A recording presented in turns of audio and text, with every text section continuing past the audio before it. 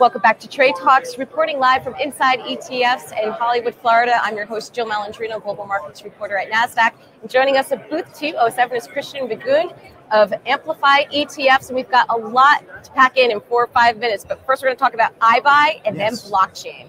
We'll save the best for last. Awesome. Okay. But let's talk about IBUY because it was a strong retail holiday season. So there's some interesting trends out there. Yeah. So online sales were up about 18% this holiday season. That was huge. Overall retail sales only up about 5%. So we saw more than 3x growth online. Mobile was the big winner there. Right. The stocks performed quite well. Our IBUY online retail ETF was up 50% last year on the year. Believe it or not, Amazon was only the 15th best performer of the stocks we held. So a lot of other companies doing well last year. And I think it kind of points to having more of a diversified approach than just thinking of Amazon or eBay. How is IBUY different from other retail ETFs are out there? What's the strategy? How does it work? Right. So it's the only ETF that's focused on online retailers, and the criteria it uses is 70% or more of a company's revenue has to come from online retail. So when you look at the other retail ETFs out there, they're dominated by brick and mortar. About 85% of their portfolio is different than IBUY. There's just kind of that one pure play IBUY out there in the online retail space if you're bullish on that area. It's a great complement to some of these brick and mortars, although I'll tell you, brick and mortars have been bouncing lately.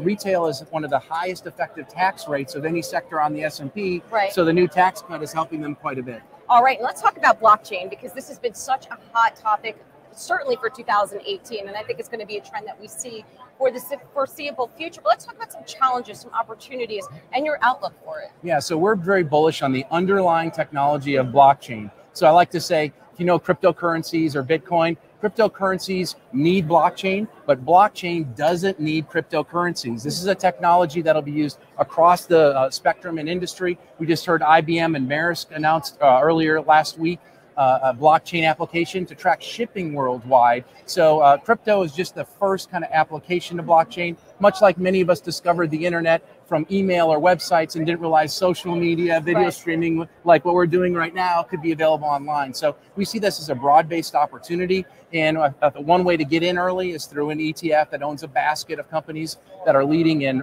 research, revenue, and also partnerships on the blockchain side. It's really interesting that you said cryptocurrency needs blockchain. Even if we look at multiple sectors on a broader context, we know telecom certainly adopting it. Finance for sure is an early adopter, like the exchanges. Yes. Do you think every sector is just going to have to use blockchain technology? I think so. Anywhere there's a middle person today, another company that's either facilitating transactions or verifying data, blockchain adds value by making it more efficient for the two parties to go directly to each other. So that has worldwide applications across industries. We don't know who the winner is going to be. That's why we think an ETF like the Block ETF or BCLN is a great application in that space. All right. Well, thank you very much for joining us inside ETFs and traders. Stay tuned throughout the day. I'm Jill Malandrino, Global